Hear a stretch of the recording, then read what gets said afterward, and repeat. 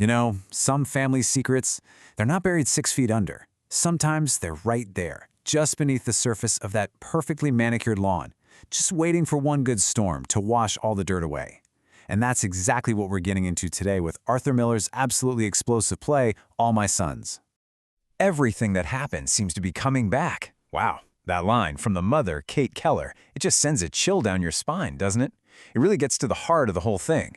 This idea that, well, you can try to bury your past, you can try to pave over it, but it always finds a way to claw its way back to the surface, usually when you least expect it. All right, so Section 1, a fallen memorial. A perfect family with a buried past. Let's set the scene. Imagine this perfect post-war American backyard. Green grass, white picket fence, the whole 9 yards. It looks peaceful, right? But, and this is a big but, that piece is built on something incredibly fragile. So, right in the middle of this perfect yard, you've got this really important symbol, a tree. But it's not just any tree. It was planted for their son Larry, who went missing in the war. It's kind of like a living, breathing monument to both their grief and this lingering hope. And then, the morning the play starts, the family wakes up and boom, a storm has knocked it clean over. I mean, talk about an omen, right? It's a huge sign that the family's whole world of denial is about to come crashing down, just like that tree.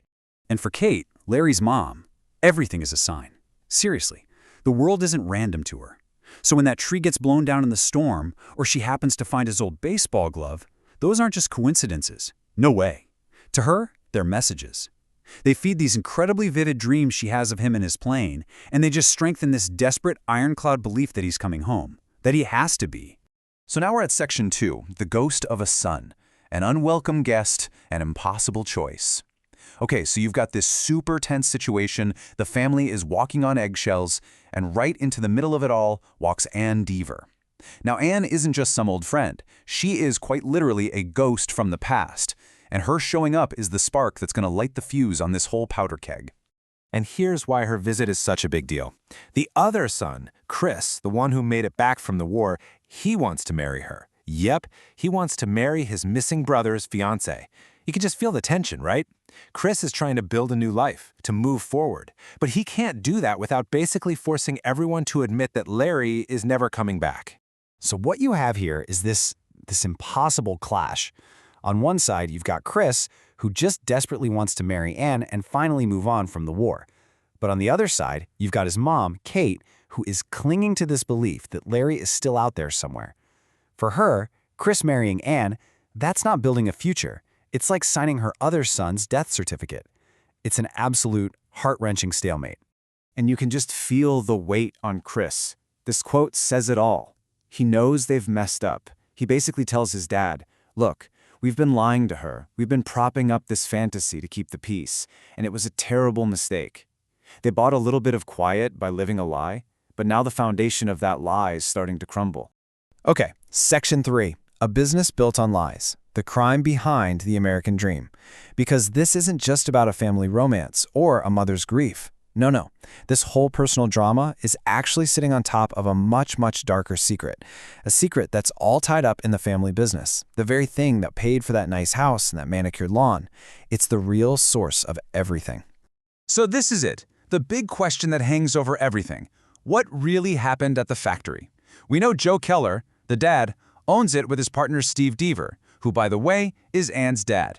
We know something went down during the war, and now we're finally going to pull back the curtain and see what it was. All right, here's how it all went down. Step 1. They land this huge government contract for airplane cylinder heads. A big deal. But then, Step 2. A batch comes off the line with hairline cracks. They're defective. Under pressure to deliver, Joe makes a call. He tells his partner Steve, just cover up the cracks, ship them. And then, and this is the key part, Joe stays home, calls in sick. So when the whole thing blows up, his partner is the one holding the phone. Joe's got his alibi. And just look at how it played out for the two of them. You have Joe Keller, the boss. He gets out of it, avoids jail, and actually becomes more successful. This big, respected man in town. And then you have his partner, Steve Deaver, Ann's father. He gets branded a frightened rat, takes the full blame, and ends up in prison. One man walks free, the other rots in a cell. It's a staggering injustice. But here's the catch. You can have a piece of paper from a court that says you're innocent, but that doesn't mean people believe it. The town, they knew.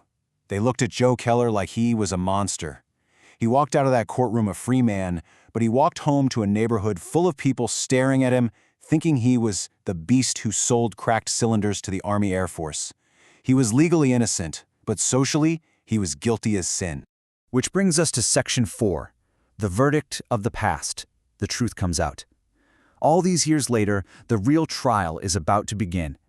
And the verdict isn't going to be handed down by a judge.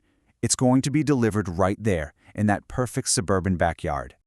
The cost of that decision, of shipping those faulty parts, was this: 21. 21 planes went down. And this is the part that just guts you. This wasn't about money or contract. It was about people. 21 American pilots died because of those parts. 21 young guys who were just like their own son, Larry. It's a tragedy on a scale that's almost impossible to wrap your head around. Remember earlier when Chris asked Anne this question about her dad? Do you think I could forgive him if he had done that thing? Back then, it was just a hypothetical. He was so sure, so self-righteous. But now the question is staring him right in the face, and it's about his own father. Suddenly, it's not so simple, is it? I mean, what would you do? Could you forgive that? And that leads us to our final section, number 5, the price of betrayal, who pays when a father sins. Because the truth is out, and the family is absolutely shattered. And nobody feels the blow harder than Chris, the son who survived. Now he has to figure out what it all means.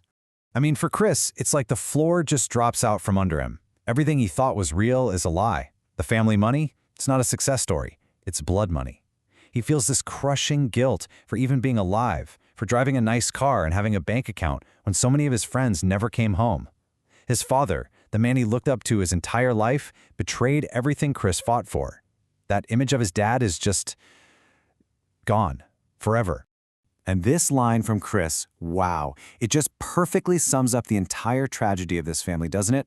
We're like a railway station waiting for a train that never comes in. They haven't really been living their lives. They've just been waiting, stuck, waiting for a son who was never coming home, paralyzed by a lie they couldn't admit to, and now there's nowhere to go. And so, in the end, the play leaves you with this enormous, really uncomfortable question. Joe did what he did for his family. He always said it was for you. But to protect his small family, he betrayed a much bigger one. The whole country, all the other sons that his own boys were fighting alongside. So it really makes you wonder, where does that line get drawn? Where does your duty to your own family stop and your duty to everyone else begin? It's a question that is just as relevant, just as powerful right now as it was all those years ago.